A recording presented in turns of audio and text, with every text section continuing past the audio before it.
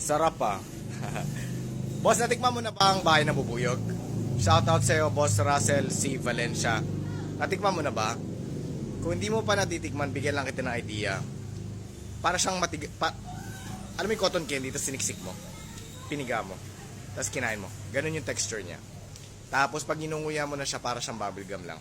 No? Tapos pag nawala na yung lasa, idudura mo na siya. Ganun. Maganda siyang i-experience. Kung di mo pa siya na-experience, masasuggest ko sa'yo. Tapos ipa-experience mo din sa family mo. Meron tayo dyan sa Yellow Basket. Wild honeycomb yan, no?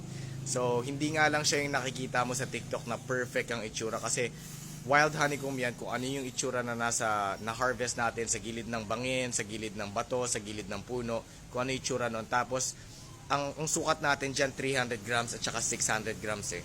Pero alam mo, sa totoo lang, basta hinihiwa ko lang yan eh. Kaya, kadalasan yung 300 grams, hindi naman talaga 300 grams eh. Minsan, 450 grams.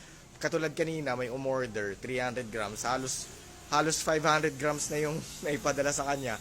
Tapos yung 600 grams na umorder, halos 800 grams na. Kasi wala naman tayong panukat talaga niyan eh. Kung ano na lang yung nahiwa ko, tapos may laman na honey, yun na yun. Yun na ipapadala. Tikman mo yan, boss. Meron tayo sa Yellow Basket. Meron din free shipping. Salamat, boss. Thank you.